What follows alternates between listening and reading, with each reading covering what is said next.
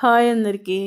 పచ్చి మామిడికాయలు summer start అయింది. పచ్చి మామిడికాయలతో వచ్చేసినాయి కదా, ఊరగాయ నేను పెడతా. 3 మామిడికాయలు పెద్దవి తీసుకొని ఊరగాయ పెట్టిన. బాగుంది. ఇది కొంచెం పులుపు తక్కువ, కానీ పచ్చి కొబ్బరి ఉన్నట్లుంది. మ్యాంగోస్ ఫస్ట్ మ్యాంగోస్ బాగా నీళ్ళలో నానబెట్టి కొంతసేపు నీట్గా కడిగేసి ముక్కలు కట్ చేసుకోవాలి. ఇవి పొడిగుడ్డ మీద వేసి తుడిచేసి ఎండలో కొంతసేపు పెట్టేసి ఒక అరగంట ఎండలో పెట్టేసి ముక్కలు కొలత పెట్టుకోవాలి. 5 గిన్నెలకి నేను మిరప్పొడి, ఉప్పు అన్ని కొలత పెట్టేసిన. నాకు 5 గిన్నెలు వచ్చినాయి 3 కాయలకి.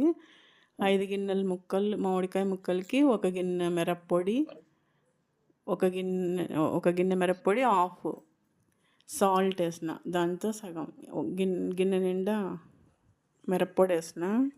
2 రకాల మిరప్పొళ్ళు కలిపేసిన నేను. ఆశీర్వాద్, టిక్కాల 2. హాఫ్ గిన్నె సాల్ట్, హాఫ్ గిన్నె మెంతులు, ఆవాలు వేయించి పొడి చేసేసిన. వెల్లిపాయలు మన ఇష్టం ఎన్ని కావాలంటే అన్ని వేసుకోవచ్చు. నేను 2 గడ్డలు ఒలిచేసిన. నూనె కూడా అంతే, 1/2 లీటర్ వేసిన.